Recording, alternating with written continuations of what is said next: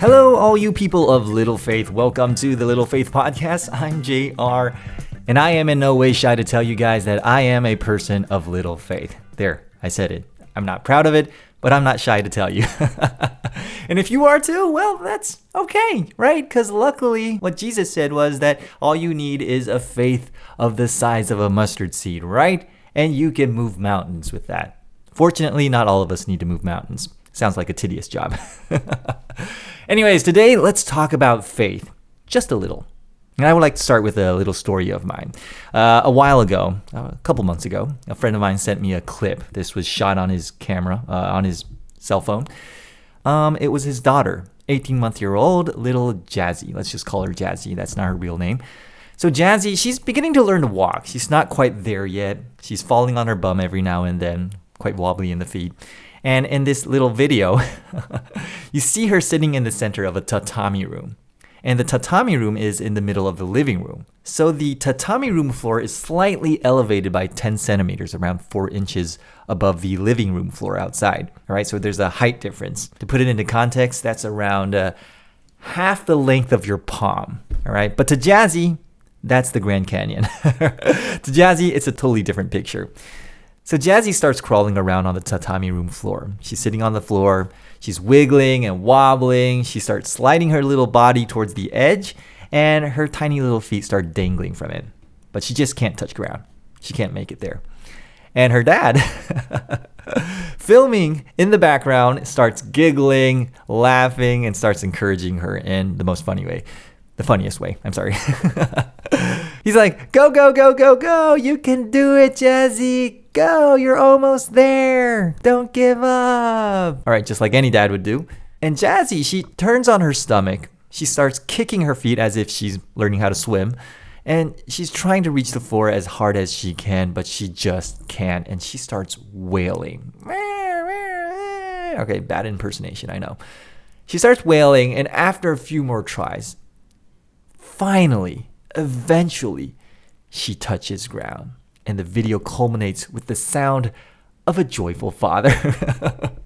So seconds after sending me the clip, my friend texts me and he says, "This is how God sees me through my hard times." That is just perfectly analogized. That is perfectly visualized. God's like, it's not that a big deal. You're 4 inches above the ground. Jump! Maybe in a more compassionate way. Maybe like, it's not that a big deal, my love. You are 4 inches above the ground. Just take that leap of faith. All right.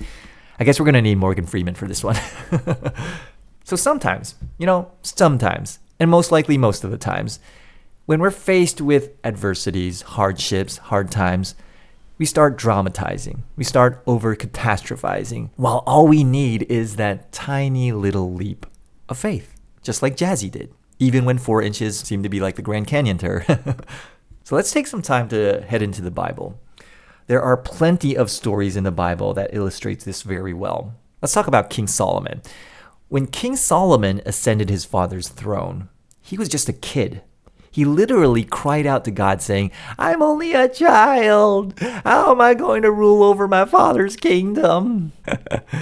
And when God granted him a wish, Solomon asked for wisdom instead of anything else. He asked for a discerning heart so that he could rule over the kingdom, that he could take care of the people. And God was pleased with that. God was delighted. So God not only gave him wisdom, God gave him prosperity in his kingdom.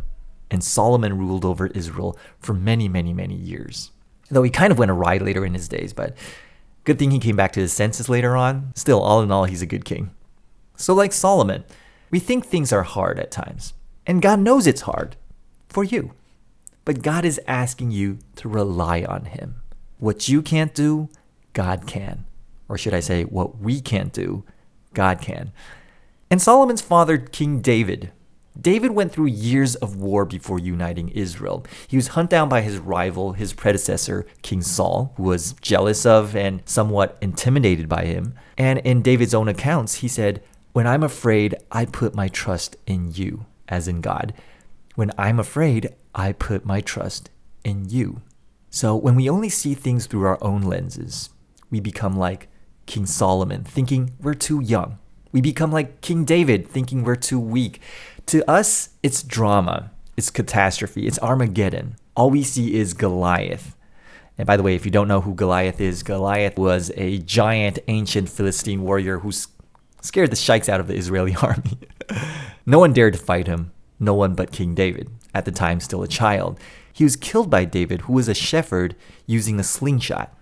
And so when you see things through God's lenses instead of your own, you see a child shepherd knocking the lights out of a giant warrior with no armor on and only a slingshot. I know it's hard to fathom, and that's why God says, just as the heavens are higher than the earth, so are my thoughts and ways above yours.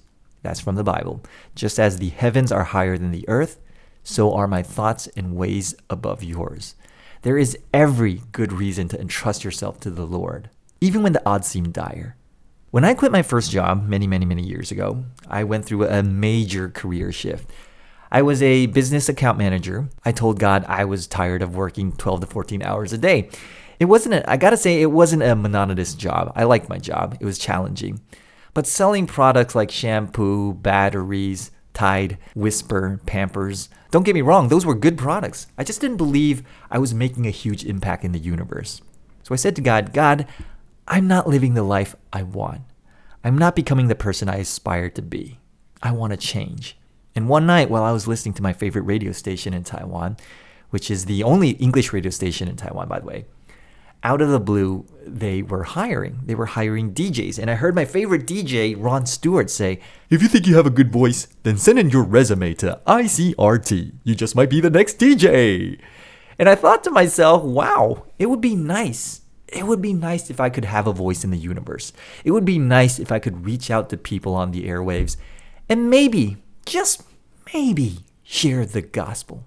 So against all odds, with my fingers crossed, I sent my resume. And if you think about it, my education was in business. I have never hosted a day in my life. I was kind of a shy guy.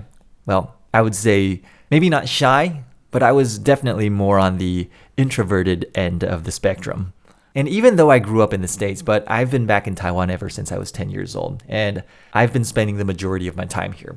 So the chances of me hosting at one of the best radio stations in Taiwan was just slim. Objectively saying, it was just slim. So I prayed to God. I told God why I wanted the job, what I wanted to do with the job, and I took my chances. I rolled the dice anyway. I took that leap of faith. And my friends, they laughed at me. Some of them said I was daydreaming. Some of them said I was being impractical. But months later, I had the last laugh. Joke's on them.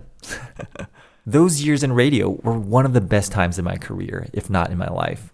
And then I started my own podcast. And now I started this podcast talking about God and faith. Who'd have thunk it? But it was all because I entrusted myself to God. I prayed to him. I told him why I wanted the job, what I wanted to do with the job, how I wanted to serve God, and God helped me achieve my dreams. So, you may lose strength along your journey of life, especially when you depend on and solely depend on yourself. But if you believe and if you serve and you become one with the Lord, your heart will become strong, your mind will become clear and sharp, because if you live by the heart of God, even if you can't see the road ahead, God will take you to places you can never imagine. You just have to take that leap of faith. So don't rely on yourself. Rely on God. And I'm not saying that you don't have to take responsibility for your own actions, that you don't have to take actions. You do. There are responsibilities, but don't just rely on yourself. Don't solely depend on yourself. Rely on God, because God always sees the bigger picture that we can't. God knows what you are capable of, especially when you become one with him. And that's our podcast for today. God bless you. God loves you. And I will see you next episode. Peace.